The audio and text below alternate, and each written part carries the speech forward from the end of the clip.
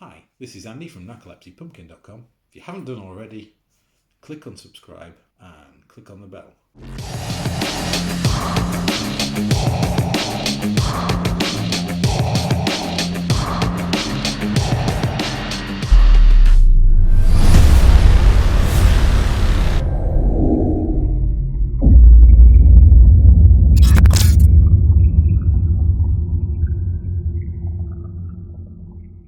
Episode 2, the open-closed principle. The open-closed principle is probably one of the older principles that's been recoined as part of Solid, having its origins back in 1988.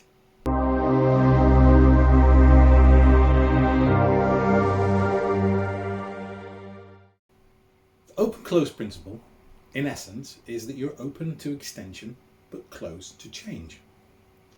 Apart from that being a bit of a con, i.e. you can only be closed to change if you have covered all possibilities. In the principle in its purest sense means that modifications should be made by extending functionality in an OO sense. The idea is to sort of remove code mutation within already working implementations, but allow change in a way of extending that existing code by inheriting from the original class and then changing just the parts that you need, leaving the original implementation working as is and allowing for additional functionality to be added without any need to rewrite what's already there. This means that the subclasses are tightly coupled to the original implementation. That's not ideal.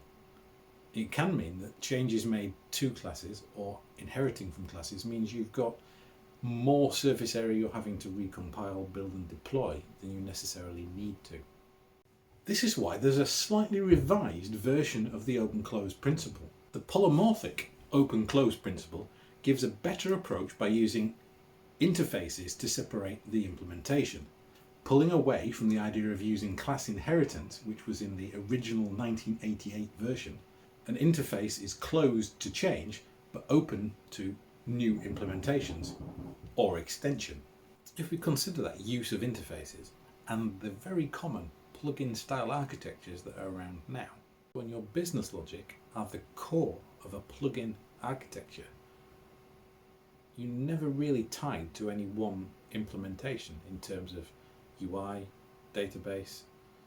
Open-closed principle is that methodology of being able to swap out those implementations because the interfaces that they implement are closed to change and are given.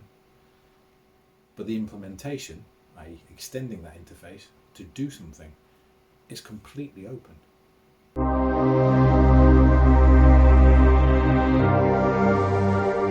So how would this apply to you? You should be open to extension in terms of knowledge.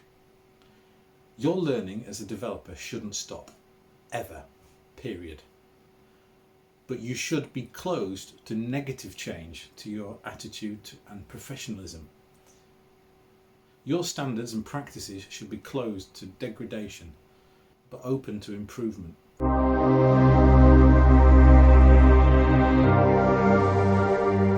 team should be closed to negative change, to transparency and communication.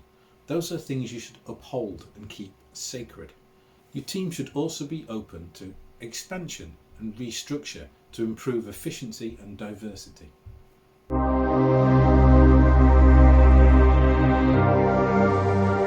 Organisations should be closed to dissonance and open to diversity in respect of both culture and mission, putting ethics and doing the right thing ahead of material goals.